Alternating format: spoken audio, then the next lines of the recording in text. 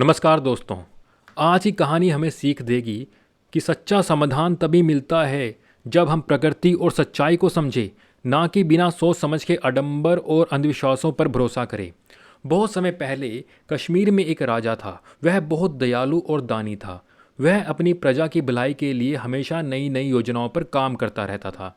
लेकिन कई सालों से उसके सामने एक बड़ी समस्या आ गई थी, जो हर दिन और बढ़ती जा रही थी। वह समस्या थी बाढ़ की। कश्मीर की घाटी से एक नदी बहती थी, जिसका नाम था वितस्ता, जो आज झेलम नदी के नाम से जानी जाती है। यह नदी खेतों और बागों को पानी देती थी, लोगों की प्यास बुझाती थी। इस नदी की वजह से कश्मीर खुशहाल था। लेकिन पिछले कुछ सालों से वितस्ता नदी बहुत खतरनाक हो गई थी। बारिश के मौसम में यह नदी अपने किनारों को तोड़ते हुए गांव को बर्बाद कर देती थी, पेड़ पौधों को गिरा देती थी, इंसान और पक्षियों को बहा ले जाती थी। हर साल कई गांव तबाह हो जाते और खेतों का अच्छा हिस्सा नष्ट हो जाता था। राजा को कोई उपाय सूझ नहीं रहा था।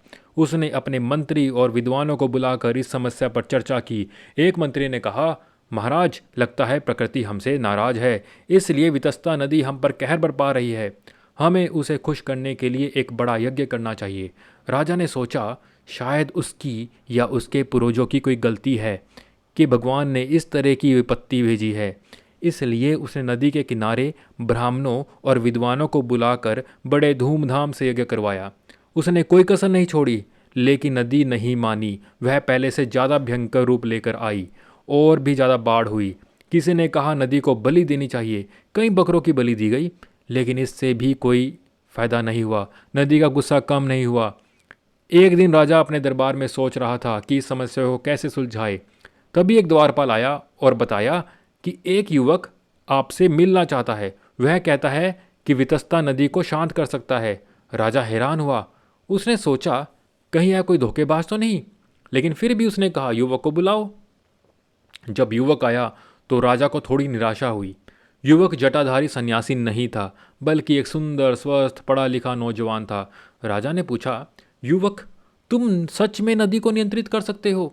युवक ने गंभीरता से कहा, महाराज, मैं मजाक नहीं कर रहा। मैं सचमुच वितस्ता नदी को शांत कर सकता हूँ। मुझे केवल 10,000 रुपये चाहिए। सभी लोग हैरान थे कि बिना किसी पूजा, तपस्या या बलि के कैसे होगा। मंत्री और पुरोहितों ने कहा, महाराज, इस धोखेबाज की बातों में मत आओ, यह पैसे लेकर भाग सकता है। युवक ने जवाब दिया, महाराज, आप पहले अपने राजवैद्य से मेरी जांच करवा लें कि मैं पागल तो नहीं, और मेरे साथ एक कर्मचारी लगा दीजिए ताकि मैं देश छोड़कर भाग ना सकूं। अगर एक हफ्ते में नदी ठीक नहीं हुई तो आप जो कहे मैं वह सज़ा भुगतने को तैयार हूं। अगले दिन श्रीनगर में खबर फैल गई कि एक पागल युवक नदी को नियंत्रित करने वाला है। सुबह से ही लोग नदी के किनारे पर जमा हो गए। युवक नाव में बैठा और नदी के किनारे से दूसरे किनारे जाने लगा। उसके साथ कई मटके थे।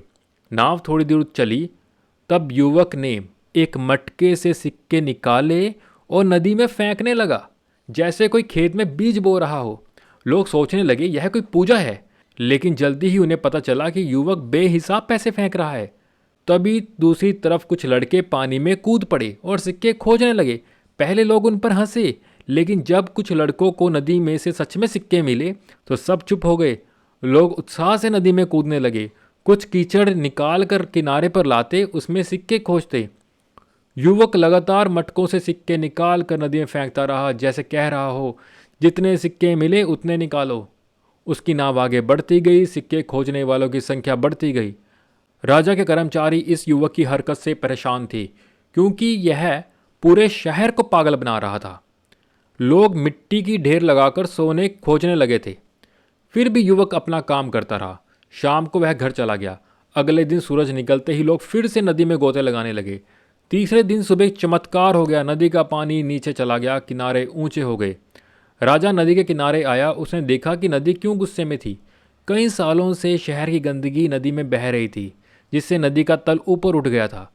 नदी के बहने में बाधा आ गई थी। राजा को समझ आया कि यह समस्या यज्ञ और बलि से नहीं, बल्कि प्रकृति की सही समझ से हल हो सकती है।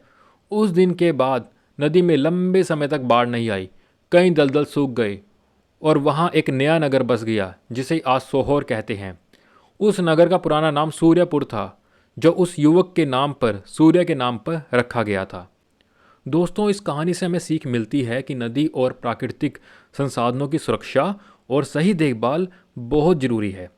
अगर हम प्रकृति का सम्मान ना करें और उसे सही तरीके से ना संभालें तो वहीं प्रकृति हमें नुकसान भी पहुंचा सकती है। नदी सिर्फ एक पानी की धारा नहीं बल्कि जीवन का स्रोत है, जिसकी सही देखभाल से हम स्थिरता और खुशहाली पा सकते हैं। धन्यवाद दोस्तों।